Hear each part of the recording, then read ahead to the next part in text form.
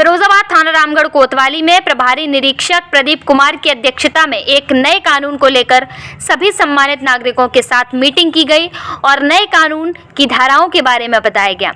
मुख्य अतिथि के रूप में मौजूद रहे इमरान मंसूरी, पार्षद वार्ड नंबर 52 दीदामई। फिरोजाबाद जनपद के सभी थानों में इस तरह के प्रोग्राम का आयोजन किया गया। इसमें नागरिकों को इस कानून के बारे में जानकारी दी गई और जागरूक किया गया।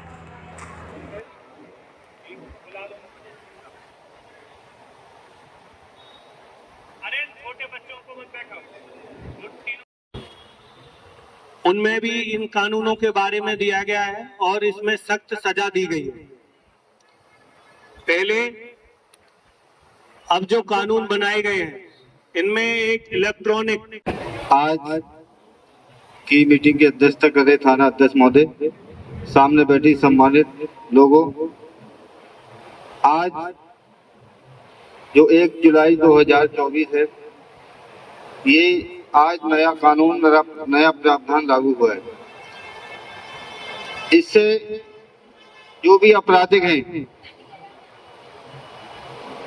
किसी तरीके आज दिन एक दूसरे पर झूठे मुकदमे लगाते थे, वो अब बिल्कुल नहीं चलेगा, क्योंकि इससे अपराध रुकेगा। जो लोग बेगुनाह फंस जाते थे उनको जांचने में बड़ा समय लगता था, लेकिन अब कम समय लगेगा। बहुत जल्द उस पर कार्रवाई होगी। आप सभी को बहुत बहुत बधाई। सभी हमारे क्षेत्रवासियों का, सम्मानित नागरिकों का हार्दिक स्वागत है। आज ये कार्यक्रम हमने हमारे देश में एक नए कानून लागू हो रहे हैं, उनके उपलक्ष्य में रखा गया है। ये जो कानून हमारे लागू हो रहे हैं, इनमें कुछ चीजों का बदलाव दिया गया है। जैसे नए भारत के कानून, महिलाओं के प्रति जो अब अपराध होंगे, अब उनमें कोई भी समझौता मान्य नहीं होगा। गैंग रेप के मामलों में अब कम से कम 20 साल की सजा दी जाएगी। इसी प्रकार जो लोग 18 वर्ष से कम आयु की बच्चियों के साथ में कोई भी अपराध कारित करते हैं, तो उसमें आजीवन कारावास तक की सजा दी जा सकती है, जो मरते दम तक हो सकती है।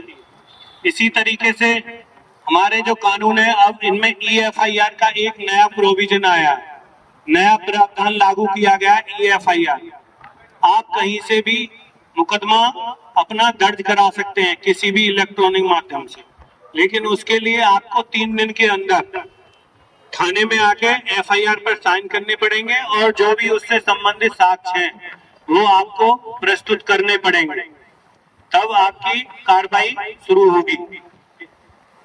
इसी तरीके से हमारे जो कानून दिए गए हैं संगठित अपराध, इसके लिए हमारे कानून में नई धाराएं जोड़ी गई हैं। धारा 111 और 112, जो भी अब नया कानून बना है उसमें धारा 111 और 112 जोड़ी गई हैं, जो ये संगठित अपराध की श्रेणी में कहलाती हैं। जो लोग मिलकर एक गैंग बनाकर अपराध करते हैं, उन अपराधों के लिए ये धाराएं जोड़ी गई हैं।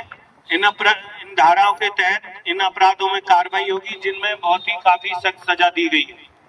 और एक बहुत ही अच्छी इसमें और चीज दी गई है, ये कानून जो हमारा सुधार के क्रम में है, इसलिए बहुत अपराधों में ऐसी सामुदायिक सेवा, इसकी सजा का भी प्रावधान दिया गया है। मान लो कोई चोरी है और 5000 रुपए से नीचे की चोरी है, ऐसे मामलों में सजा अब वैसे नहीं दी जाएगी। केवल उसको जज साहब जो सजा देंगे वो सामुदायिक सेवा का दे सकते हैं। मान लो किसी भी कहीं पर भी जाके के इतने दिन आपको ये कार्य करना है, 24 घंटे या 2 हफ्ते, 1 हफ्ते, इस तरीके से कहीं भी किसी लंगर में जा सकते हैं या कहीं भी जा सकते हैं या हॉस्पिटल में जा सकते हैं। जो हमारे समाज की सेवा के अंग होते हैं, उनमें ये सेवा का प्रावधान किया गया है।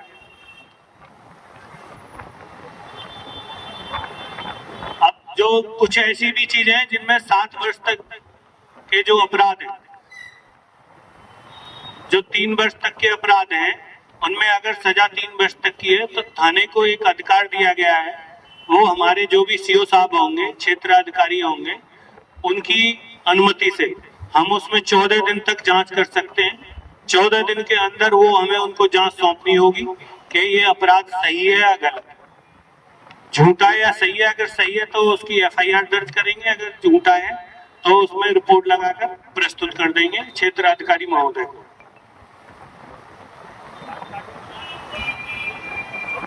हाँ सर जी, आज जो एक मीटिंग हुई है किस संदर्भ में हुई है थाना रामगढ़ में? आज थाना रामगढ़ में थाना अध्यक्ष जी के द्वारा उनकी अध्यक्षता में मीटिंग हुई है। आज 1 जुलाई 2024 से एक नए कानून में कुछ बदलाव किए गए, जिसमें जो संगीन अपराध हैं, जो बड़े अपराधी हैं, उन पर बड़ी सख्ती, और जो लोग छोटे अपराधी हैं, सामान्य अपराधी हैं, लड़ाई झगड़े हैं, उनमें लोगों को राहत मिली है। और जो 0 एफआईआर है, उससे सभी लोगों को भटकना पड़ता था। घटना हुई इटावा में तो थाना ढूंढना पड़ता था, लेकिन अपने संबंधित थाने में हम लोग सभी लोग रिपोर्ट आसानी से दर्ज कराएंगे, और जहाँ संबंधित जो क्षेत्र थाना होगा वहाँ वो रिपोर्ट फॉरवर्ड होगी। ये सबसे बड़ी हम लोगों के लिए राहत की बात है।